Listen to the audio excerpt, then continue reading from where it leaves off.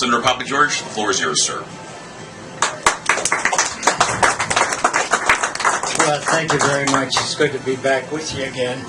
We're in for a very interesting time in Lansing beginning tomorrow morning. And that has to do with Medicaid expansion. I'll get to that in a minute. But let me just talk a few other things before we do that. Ever since we took over the legislature in the House and the Senate and the governorship, we've done all kinds of stuff that haven't made the news. We got rid of the $3 billion debt we had to the feds for workers' comp. We've started down getting rid of the personal property tax, which, by the way, is a misnomer. It is a business equipment tax, and it's killing our businesses. It's causing them not to modernize, not to improve, because every time they do, their taxes go up. That's on the way to being taken care of. Right to work is now the law of the land in Michigan. For the last 3 years of the Granholm administration, although this is not what you hear in the news, funding for education went down every year. For the next 3 years of the current administration, every year funding for education has gone up to the tune of, over those 3 years, of $632 million. Pardon? Somebody said, is that money? Yeah, Where's you that bet. money coming from? It's coming from the way we haven't done anything with the revenue stream. The revenue stream went up, and as things have bottomed out in Michigan. But I caution you, this year you may have heard that there was something like $400+ million that came in unanticipated. That, folks, is 1 year money. Most of it is due to the fact that businesses and individuals who are afraid of Obamacare and other Obama issues push their profits forward to pay their taxes this year for fear that if they didn't, they'd pay more taxes next year. So don't think that says, oh my goodness, the economy is booming, because it isn't. One of the big issues coming up is called no-fault insurance. There are those who say we cannot afford no fault in the future. That's not true, folks. Let me explain why the insurance rates for our cars has been going up so steadily over the years. Because the insurers, our car insurers, are footing the bill for our health care. So every time our health care requirements go up, so does your car insurance. Let me explain how that happens. If you look at what we pay through workers' comp for a shoulder injury, it's $930. And that $930 represents cost plus a little profit. But that's different from the charge you get from the hospitals. Because for that same code, the auto insurer pays $2,800, 3 times as much. So in effect, the car insurers are laundering money for the hospitals. We can still keep no fault. And instead of all this talk about it costs so much for these really catastrophic injuries, they represent 0.03% of all the injuries. So what we need to do, and the bill that I have in the hopper says, we'll put everybody on workers' comp, and then we will create a category called catastrophic care. And anything over $500,000 will be catastrophic care and unlimited. And why do we want to keep that? Because Michigan is a leader in the country in getting people out of hospitals into wheelchairs and walkers. And if we do what I'm saying, insurance costs, last year they paid $2.2 billion. Insurance costs will go down to half of that. And with that half that they no longer pay, they can take care of the issue they have with an adequate reserve and still lower our car insurance rates. Now, if we don't do something, the hospitals have this thing called a charge master. And the charge master determines how much should be charged for an injury for auto insurers. Because workers' comp is fixed and it's not done by the hospitals. And so that $2,800 can continue to go up. Now, will that create a problem for the hospitals? You bet. But let's honestly know what the problem is and deal with it, instead of allowing the current system to continue. That's no fault. That's a big issue out there now. There are some that don't want to change the system at all, which I think is not the best bet, and others who want to put a cap on catastrophic care. Now, what the cap says, if you're rich, don't worry. If you're poor, don't go over the cap. If you put the cap at $1 million, Brooks Patterson passed that a few weeks ago.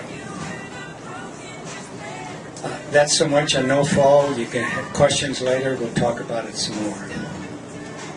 Now let me get to the big issue that's going to be facing the Senate tomorrow morning, and that's Medicaid expansion. Now before I talk about Medicaid expansion, let me review what's been going on with this Medicare stuff.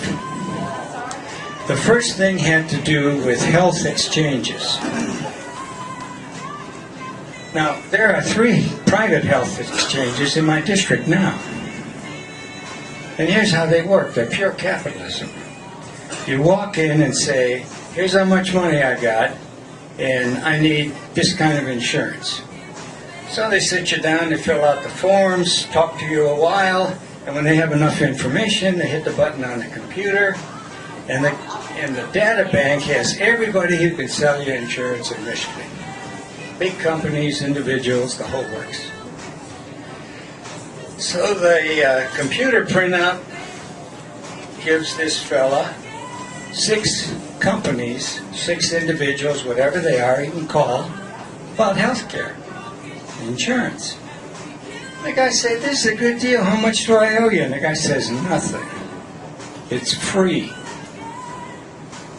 How do they make their money at this exchange?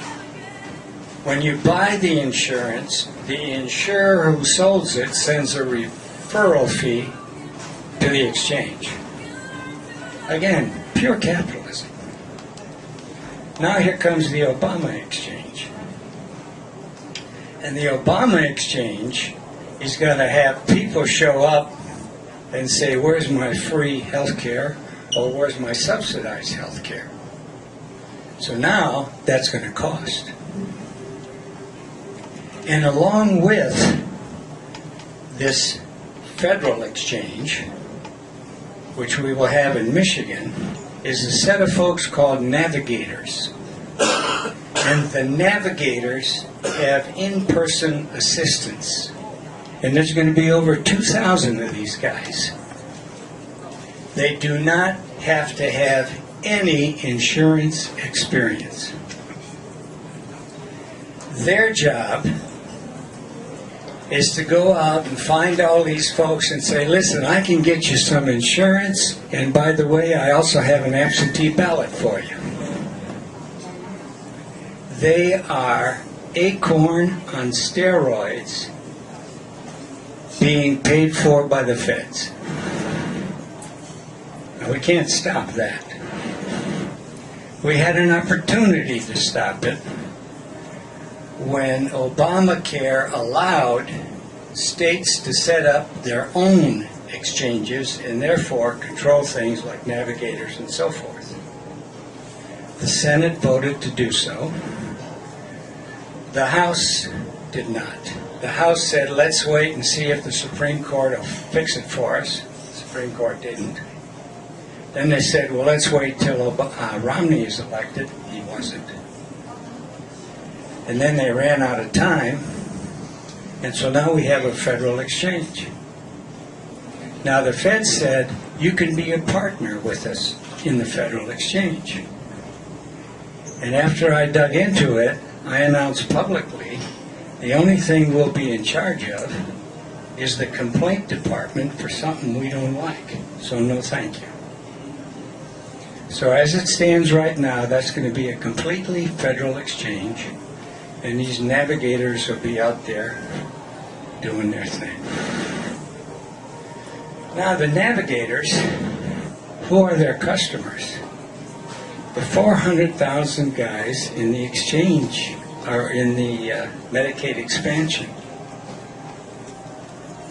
Now, how do we stop what Obama wants to do on expansion? Because all of us in Lansing want to figure out how to assist in the collapse of Obamacare, which is inevitable, because he's short $700 billion by my count. And that's the $700 billion he took out of the healthcare system and put over to do Obamacare. And, you know, issuing duplicate warehouse receipts is frowned on in the business community. But evidently it's all right for Obamacare. So here's the situation as I know it now. Mike Searcy, who is not by any means a liberal, he and I were at the first meeting together when we started to figure out what to do about right to work. Yet his committee put out a bill that's coming over to us that had 28 Republican sponsors on it, voted for it. And what they did, and I don't know the exact details tonight, is they put some stuff in the Obamacare thing that Obama, in all likelihood, will reject. So when we send, the question is this: do we risk sending something to Obama, to the feds, that they will reject and therefore say no to their own program? Or do we just say no?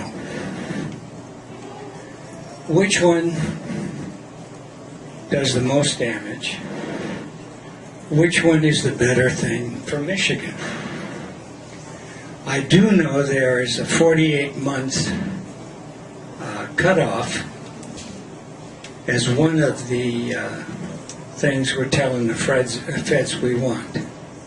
So we change this free health care, or this, the health care for people between 100% of the poverty level and 133%.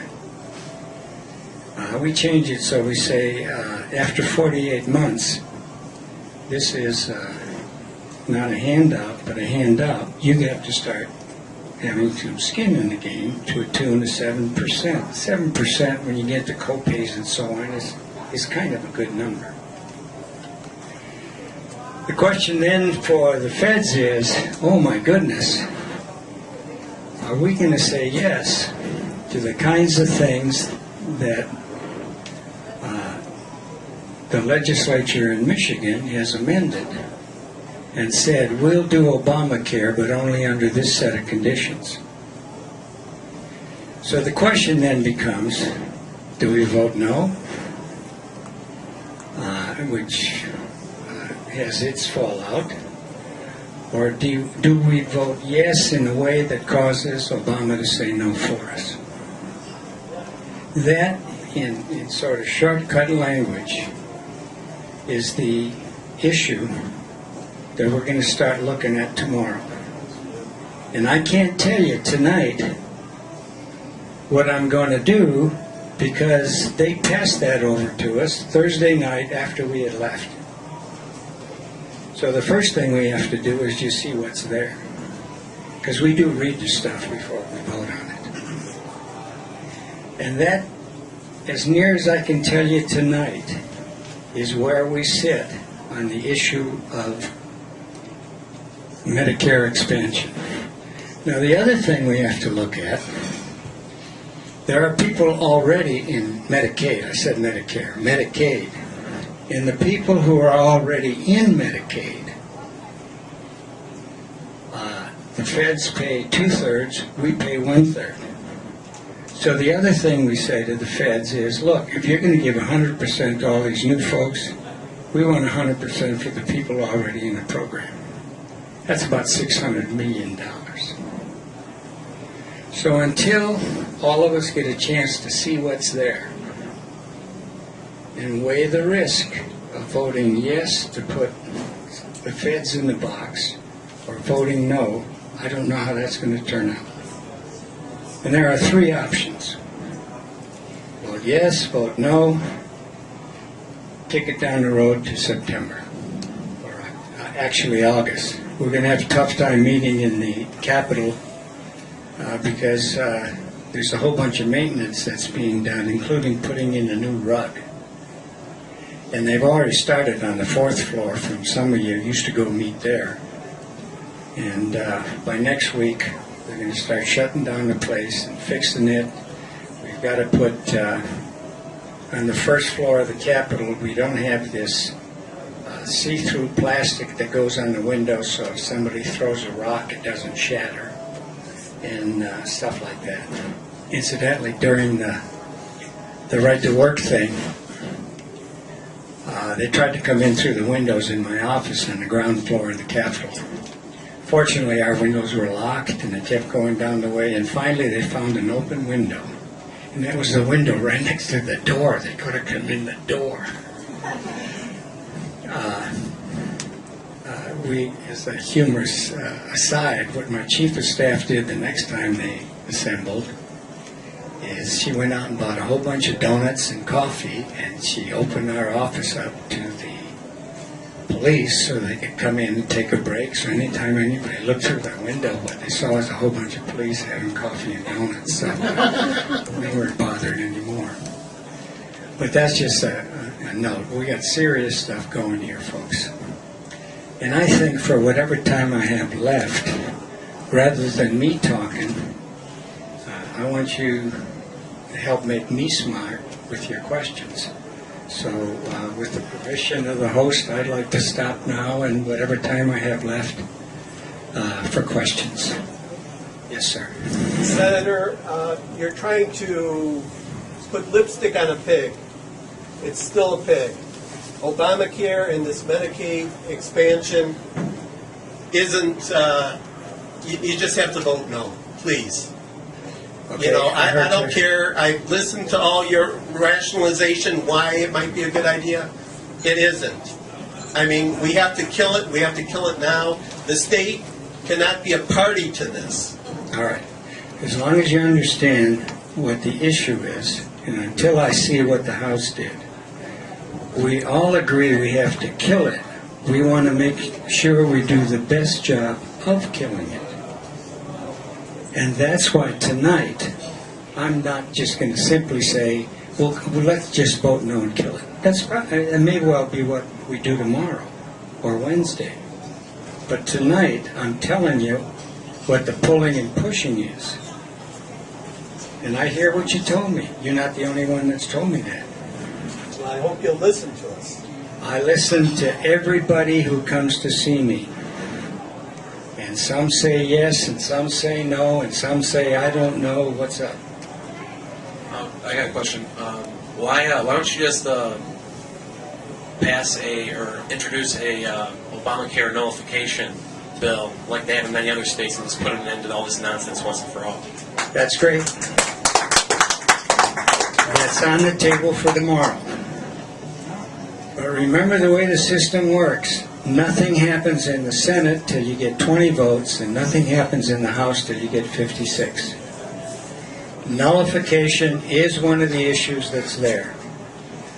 What's going on in Indiana, Tennessee, Ohio, and I forgot what other states, are all being looked at here to see what the best deal would be for Michigan.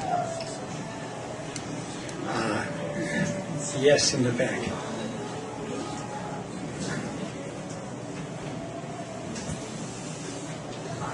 I'm not quite up to date on this, but I remember when it first came out, I was reading an article about how the states could stop Obamacare, and one of them was not to have the exchanges and not to do the Medicaid expansion, and it had something to do with the funding.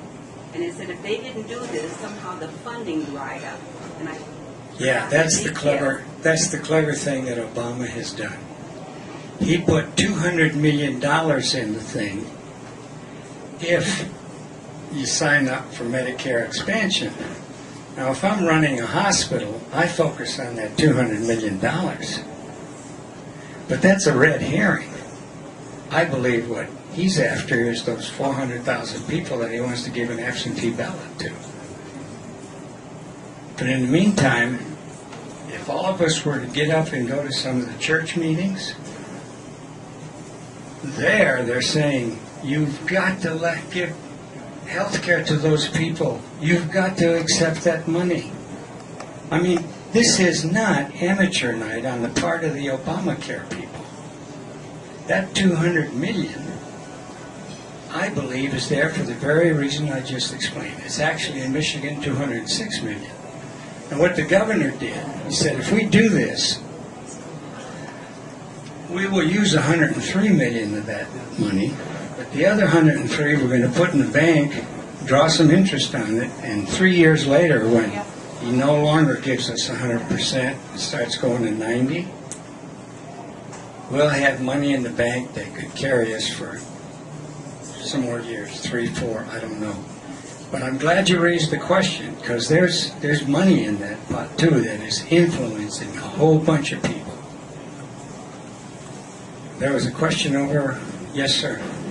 Yeah, when Judge Roberts said the fine was a tax, it should have automatically made the thing unconstitutional because the bill originated in the Senate, and tax bills all have to originate go in the House. House. Yeah. So why? I know there's a major lawsuit in Texas over this. Why aren't states like Michigan challenging that? I don't know if Michigan has signed up for that yet. I have one other question too. But you're absolutely right. See, again, don't forget what I'm telling you. We're all trying to figure out what's the best way to do this thing in without assisting it, because it's going to collapse eventually. Right. The rules, it started out as a 2,000-page law. It now has 20,000 pages of rules to implement it, and they're not done. In fact, there's a very good possibility that they're going to delay everything a year because they can't sort it out what they're doing. It's screwed up. It's bad. I have one other point. I don't know what's holding up the property tax thing. You see this camera? Yeah. It's worth about $2,500. Wow. If I had this sitting in an office, I would have bought it 3 times by now, paying that property tax. You're absolutely right. But if I have a home-based business, it costs nothing. So, it's got to be depressing commercial real estate values. Absolutely. Because people are keeping their businesses in their home.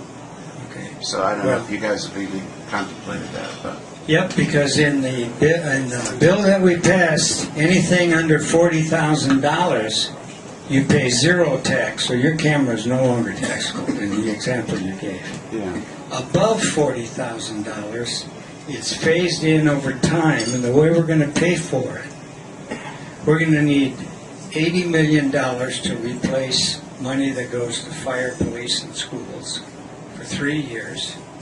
Then in the next year, we're going to need $500 million. And that $500 million will come from the battery credits that are no longer there. They phase out. So keeping this revenue neutral as we go through this thing. Yeah, Senator Yeah. Dave Lonier. It seems like the selling point for the Obamacare, the Medicaid thing is that the federal government is going to somehow pay a greater portion of it. And you mentioned that Obama, I believe, was putting something like $2 billion into this. Is the Senate aware of the fact that that money is coming from a debt-based federal government that is $17 trillion in debt? That the money that is raised is either borrowed or created out of thin air, and it's also a debt that is increased on the American people, and that includes the people of Michigan, so they're really not getting anything from the federal government. They're basically putting themselves into greater debt, and this is such a socialist program. It's a redistribution of nothing, of debt. Absolutely. And it's insane. I'm with you. So I would wish that, just blanket, vote no on it, join 30 some other states, let's get out of it. I hear you on the vote no. What I'm trying to tell you is what I know tonight. And I am not going to tell you tonight I'm a yes or no, unlike what they do in Washington. I'm going to read the thing first. The guy who chaired this committee in the House is an absolute fiscal conservative. So why did he do it? I owe him at least reading the damn thing before I do it. That's all I'm telling you tonight. This lady right here. Oh, Yes. I just have a question. I'm confused. How is Acorn involved? It is a private organization. Why would they be? Navigator was the word used. Yeah. Why, they're a private organization. Why would they be involved? Are they getting paid? Why would they be Who do you involved with the think's going to government? be? Who do you think's going to be hired to be navigators? The ex-Acorn cats. That's what I'm telling. And they get paid? They get paid Yes, for they that? will. They'll be under federal payroll. Thank Yes, you. sir. Me or? Hi, John. Completely different subject. Mr. Gingle, I believe, former county commissioner, I guess tried to initiate a bill to get rid of open carry in Michigan. And I'd like to know what the status of that is. Forget it. I mean, it's so mundane, but since every time somebody there's a massacre, they're going to try to put the screws to gun owners. And all you're doing is you're riling the incredibly small number of people. But it's so, how would you say it? It's so ingrained into our culture, the right to bear arms. Sure it is. And he's trying to, kick it in the teeth, so to speak. Well, he's identified as somebody you and I aren't going to vote for. This whole thing about guns is not a hardware problem. It's a people problem, folks. And how do I get criminals to obey laws when I go to the dictionary and look up criminal, they agree not to obey laws? And how about mentally ill people?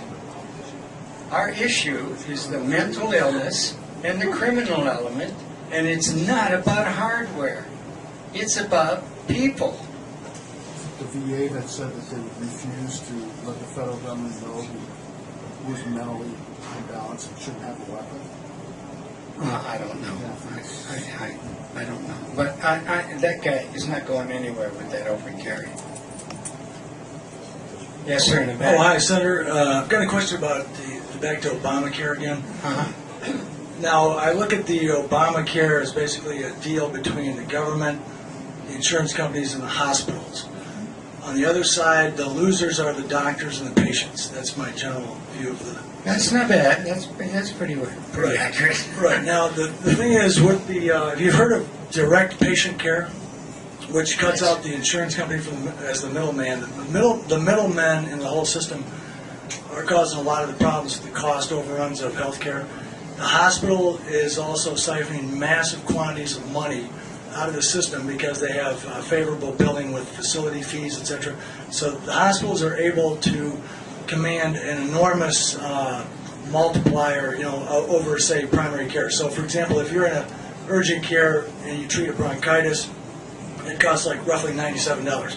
If you go to the hospital, to the emergency department, get the exact same thing with the facility fee and some other little sweeteners the hospital has, because it's for no other reason but the fact that it's the hospital and it's deal with lobby groups in Washington. They get 5 to 6 times as much reimbursement for the exact same service. Okay, now this is coming from the insurance company's own statistics, which I have. Now the question I have is, is the House in Michigan or the Senate, are they going to start looking into ways of developing direct primary care, which can cut out the middleman, at least put some pressure on the insurance companies to work with the system and try to have a more cost-effective system? Is there anything there in Lansing that's working to help the doctors who want to do this? Yeah. First of all, we can't make the hospitals demonize them, because that emergency room, if it's a Trauma 1 center or whatever it's called, they have to have the full staff there whether anybody shows up or not. That's doctors, nurses, ambulances, the whole thing. I'm familiar with that. That's a very good point. But the problem is that point you make, is used to allow far greater revenue enhancement or whatever than is warranted by what you just said. So, and as a result, the hospitals are, even though they keep, the nonprofit hospitals are keeping these little 1% margins, 2% margins, so it looks like they're barely getting by. But what they're using, the excess cash, and they're basically drowning in cash, they're using it to buy up doctors' practices and have opulent treatment centers, etc., that are highly, overpriced. And as a result, it's taking money out of the system. It's not utilizing it appropriately. It's not free market at all. And we need to get back to more direct patient care and more free market. That's primarily why I don't want insurance companies, auto insurers, rates going up every time the hospitals need money. I want to go directly to the issue of funding hospitals. Now let me just tell you what I've been trying to do since 1992. It's what I discovered in Singapore in 1991. And it's called a medical savings account. And here's how it would work. Let's take $13,000, which is a pretty good policy. And the employer says, here's another option for that $13,000. It's called a medical savings account. And if you pick that option, with $3,000 you buy catastrophic care, which is cheap. And to begin with, catastrophic care is anything that puts you in a hospital, including having a baby. That's how we'll start, and later the docs will figure it out, up or down from that. The other $10,000 goes into a debit account, and you get a debit card just like they give you at a department store. Now you go to the doc, and the doc says, I think you need a CAT scan. And you say, listen, doc, I've known you 3 or 4 years now. Do I really need this CAT scan, or is this defensive medicine? Because this is my money. And anything I don't spend this year will roll over in an IRA, tax-free. And when I get to be Pappageorge's age, I'm going to be 82 next month, by the way, then I'm going to have $70,000 or $80,000 of my money to do with what I want to do. Doc says, no, you really need a CAT scan. Then they get to the other point you mentioned, and you say, well, if I go to the local hospital, it's $1,200. If I go down the road to this clinic, it's $900. But I got to drive 30 minutes. What's the difference? And the doc says, hospital overhead. You will drive 30 minutes for $300. Now what about a person who's not working? Give them a card anyhow. No rollover. That is cheaper than the emergency system we use now, emergency center system.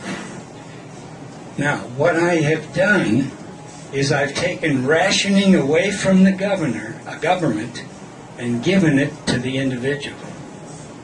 I have also taken at least 20% of the total national health care costs down to zero, because there's nobody calling up and saying you didn't use best practices and all that other stuff that goes on between the insurance people and the doctors and the hospitals and so forth. That'll all be gone.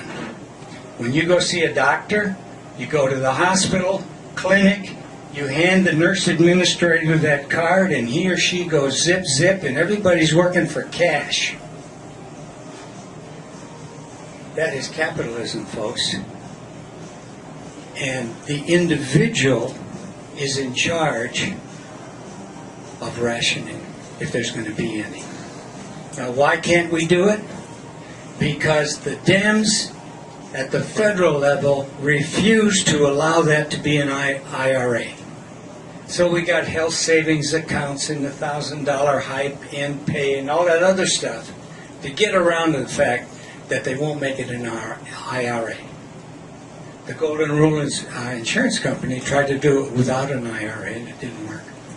You need that tax-free part of it. That's a long answer to your questions, but that's where I'm heading. The individual will be in charge. Okay, that's very good. Now, Senator, I have a quick question for you, if I Okay. may, on a different topic. Let me step around this way, please. And I have something I'd like to give to you called the Returning Constitutional Governance Act, and it is related to NDAA and other problems that we're having now from the federal police state. When we last spoke with Tom McMillan, he mentioned it, his bill had gone through the House, and I know all the wording had to be coordinated and adjusted and that sort of thing. I think the last we heard is his bill for state non-compliance with federal attempts at violating posse comitatus and then doing indefinite detention is on the floor of the Senate. Is that correct? We passed it. You did pass Yeah. it. Okay, so it is passed now. Yeah. In both houses. Yeah. Okay, so it goes to Governor Snyder for signature. Yeah. Yeah. Okay. So that's wonderful news. And then the other thing, we have this other act. We now have the non-compliance with federal usurpation. The Returning Constitutional Governance Act does what James Madison talked about, which is interposition by the state to arrest the progress of evil. I know you haven't read it yet, but I thought I would give that to you as, Sure, as fine, a souvenir of your visit, yeah. sir. And how about a great round of applause for Senator Pappageorge? He did a great job, didn't he?